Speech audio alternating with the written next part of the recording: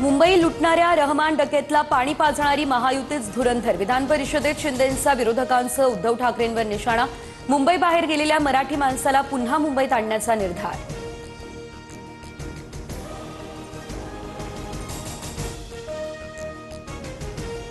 आपल्या हक्काची Mumbai anaconda गिळायला निघालाय। Anaconda ऐवजी गांडोळाची औलाद उत्तर देते। उद्धव ठाकरे यांचा पुन्हा एकदा अमित शहांसह शिंदेंवरती जोरदार निशाणा।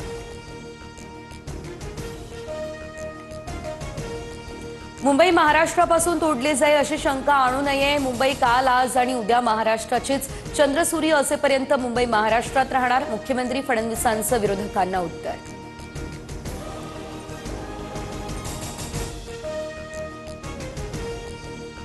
तिजोरीत खूप पैसे नाही, पण महाराष्ट्राची अर्थव्यवस्था भक्कम। 2030 पर्यंत $1 ट्रिलियन चा टप्पा गाठणार फडणवीसांचा निर्धार। तर 1 जुलैपर्यंत कर्जमाफी संदर्भात पुढचं धोरण जाहीर करू, फडणवीसांकडून स्पष्ट।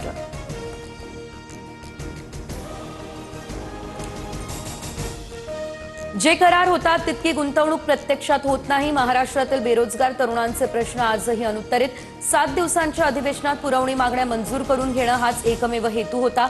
जयंत पाटलांची सत्ताधाऱ्यांवर टीका।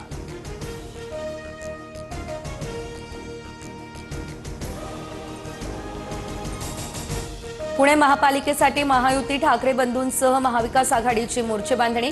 आज मुख्यमंत्र्यांच्या हस्ते पुण्यात 3000 कोटींच्या कामांचं उद्घाटन। तर महाविकास आघाडीची आज एकत्र बैठक। मुंबईमध्ये 170 किलोमीटरच्या मेट्रोचं काम सुरू। तर पुढील 2 वर्षांमध्ये मुंबईमध्ये 132 किलोमीटर मेट्रो धावणार। मुख्यमंत्री फडणवीस यांची ही माहिती।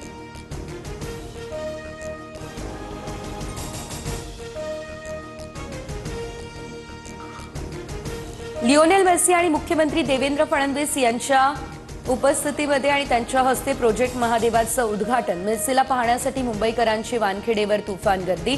गोट इंडिया टूरच्या कार्यक्रमात दिग्गजांची उपस्थिती। सचिन तेंडुलकर, फुटबॉलपटू सुनील छेत्री, बॉलिवूड अभिनेत्यांची हजेरी।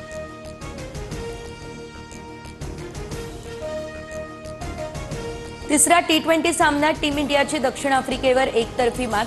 दमदार गोलंदाजीच्या जोरावरती भारताचा 7 विकेट्सने विजय। 5 सामन्यांच्या मालिकेत भारत 2-1 ने आघाडीवर।